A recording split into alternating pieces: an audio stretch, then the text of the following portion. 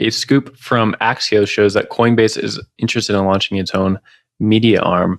Unlike a typical newsroom, however, the person that would be reporting to the Coinbase marketing team. They're looking to hire about 30 personnel from top crypto websites, along with other traditional media sources.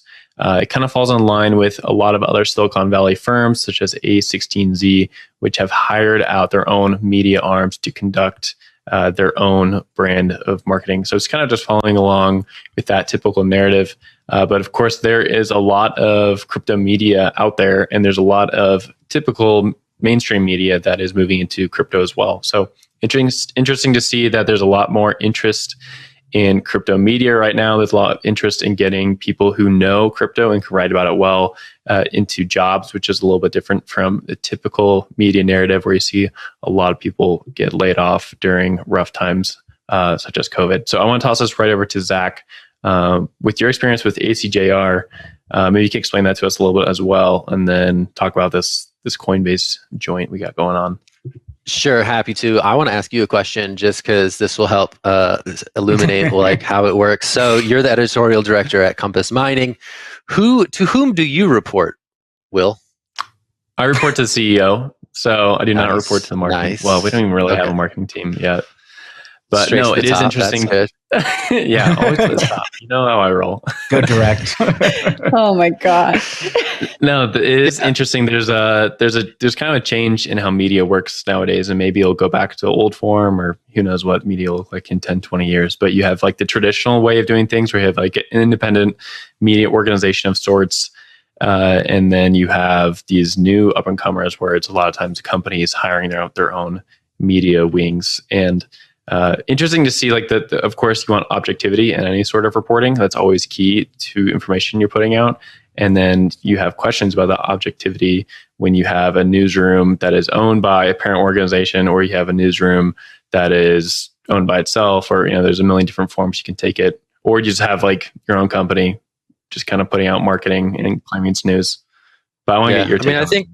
I guess my take is like I think this is like, so I think we've been hearing in crypto for a while, right? Like, founders like, Balaji Srinivasan have been on this, like, go direct. Hey, crypto startups, go direct. Tell your own story. You don't need a media outlet to intermediate your relationship with your clients, fans, community, right? So that I think we've heard that for a number of months.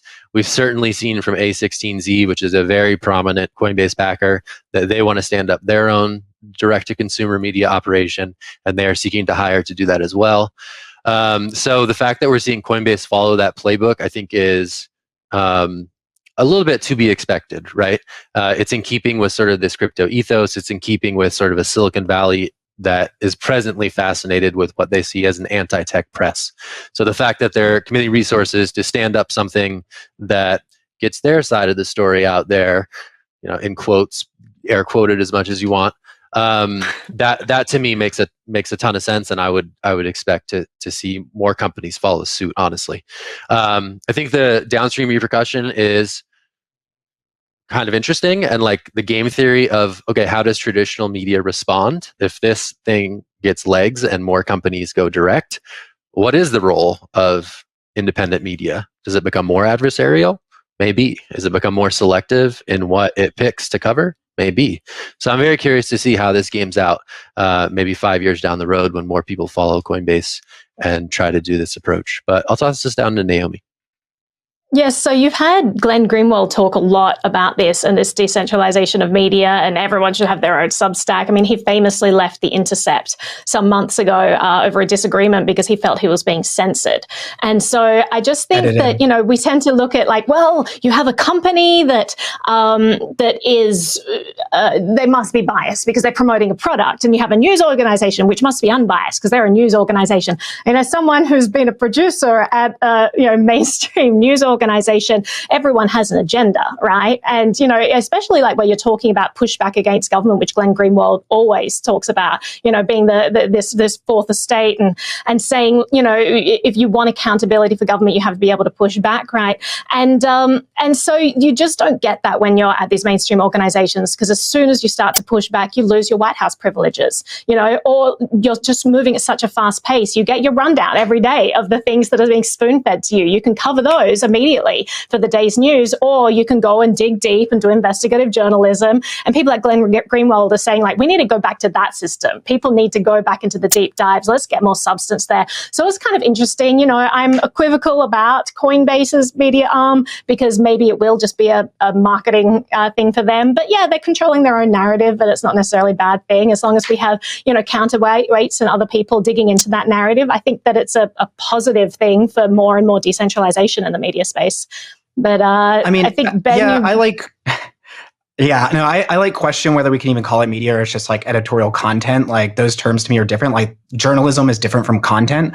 And I think that, you know, kind of I'm envisioning what this would be is probably something akin to what Andreessen Horowitz has been doing with like a lot of their direct to like their audience and talking about it. And this is coming on the back end of like tech being very sort of like journalism being really optimistic and laudatory about tech in Silicon Valley. And then really, as we've seen these companies grow and the negative externalities around them grow, it's shifted back the other way. And now there are like critical voices and there are pushbacks. And like, you know, if you get a release or something like that, you know, like ask about like, okay, what is this? Like ask other questions. Like a question I always ask, like most of the people I talk to is like, all right, what's like the weakness in your system? Like, where is it going to break? Like tech is iterative. And so like being, you know, recognizing that is incredibly important. You know, on the flip side too, I think that it'll be interesting to see, at least for Coinbase, and Coinbase Ventures obviously is a VC firm in a lot of ways, like to see how they situate this in terms of their like apolitical quote unquote work culture. I think that's a question that is going to be continued to be struggle with, particularly as we talk about, Zach, like